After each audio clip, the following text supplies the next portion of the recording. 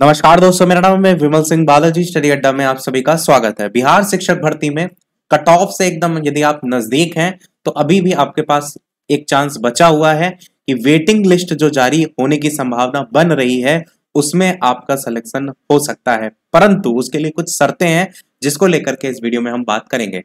तो सरकार से निर्देश मिलने पर वेटिंग लिस्ट वालों को भी मिलेगा अवसर। यहाँ पर माध्यमिक, उच्च माध्यमिक, प्राथमिक तीनों को लेकर के बताया गया है, इस बात को समझिएगा। तो अध्यक्ष जो अतुल प्रसाद जी हैं उन्होंने बताया कि कई अभ्यर्थी माध्यमिक और उच्च माध्यमिक दोनों परीक्षाओं में सफल हुए हैं, तो वो किसी एक में ही अपना डॉक्यूमेंट वेरिफिकेशन करा सकेंगे। तो ऐसे में क्या होगा, कई सीटें जो है वो खाली रह जाएंगी। एक तो ये माध्यमिक उच्च माध्यमिक को लेकर के बात हो गई। राज्य सरकार से निर्देश प्राप्त होने पर आयोग क्या करेगा, इन सीटों पर नियुक्ति के लिए वेटिंग लिस्ट जो है वो आपका तैयार करके जो मेधा सूची है वो अलग से जारी करेगा। साथ ही उन्होंने ये भी कहा है कि परिणाम पूरी तरीके से औपबंधिक है, प्रोविजनल है। ये चीज मैंने आपको पहले भी बताया।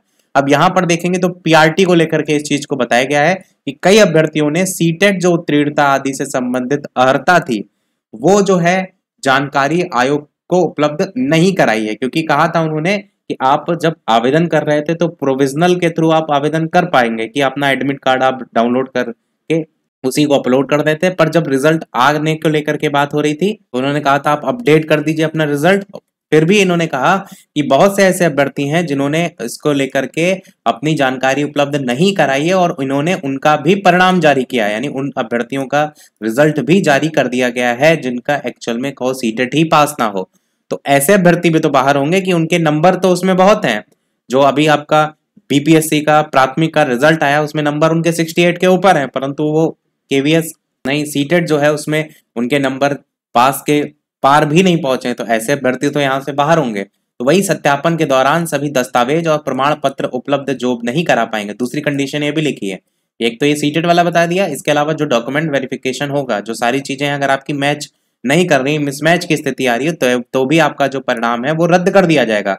तो ऐसे अभ्यर्थी जो इतने भी आप यहाँ पर देख पा रहे हैं, इनके जगह पर, क्योंकि वो सीटें आपकी खाली होंगी, तो इनकी जगह पर वेटिंग लिस्ट बनाई जाएगी। अब वेटिंग लिस्ट में क्या होगा, जो कि कट ऑफ के एकदम नजदीक होंगे, क्योंकि कुछ अभ्यर्थी ऐसे होंगे जिनका 68 पर भी सिलेक्शन नहीं हुआ होगा, तो 67, 68 वहां पर जो अभ्यर्थी होंगे उनको एक चांस बनता हुआ यहाँ पर देखने को मिल सकता है। परंतु थोड़ा सा और यहाँ पर फोकस करिए कि क्या वाकई में ऐसी स्थिति बनने की संभावना है। तो उसके लिए आप देखिए टोटल सीटें कितनी है। आयोग ने जो है जो अपना रिजल्ट जारी किया है उसमें आप देखेंगे तो प्राथमिक में 79,943 टोटल सीटें थी, जिसमें से जो सफल हुए हैं भर्ती 72,419। इसमें आपके सामान्य विषय के भी हैं, उर्दू के भी हैं, बांग्ला के भी हैं।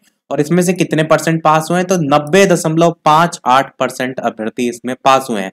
और इन्होंने क्या कहा था बीपीएससी के चेयरमैन ने कि हम 75% तो सीटें हर हाल में जो है वो भरेंगे ही भरेंगे। तो यहाँ 75 से इस 90 में डिफरेंस देखेंगे तो 15% का जो देखने को मिल रहा है, अगर ये 15% से और ज्यादा नीचे जाता है कि मतलब 15% से ज्यादा अभ्यर्थी ऐसे निकलते हैं जो डॉक्यूमेंट वेरिफिकेशन में बाहर हो जाते हैं, तब चांसेस बनने की ज्यादा संभावना रहेगी वेटिंग लिस्ट की। वरना अगर 75% से ऊपर होगा तो वेटिंग लिस्ट क्यों जारी करेंगे, क्योंकि वो तो पहले कह रहे थे कि मिनिमम 75% भरेंगे, उसके ऊपर तो भाई कितना भी हो सकता है। तो आपको चीजें क्लियर हुई होंगी कि 90% रिजल्ट गया है, अगर 75% से ज्यादा नीचे जाएगा, डॉक्यूमेंट वेरिफिकेशन में ज्यादा अभ्यर्थी बाहर हो रहे होंगे, उस कंडीशन में ही वेटिंग लिस्ट जारी होने की बात जो है वो बनेगी। तो यही था हमारे ओवरऑल अपडेट में।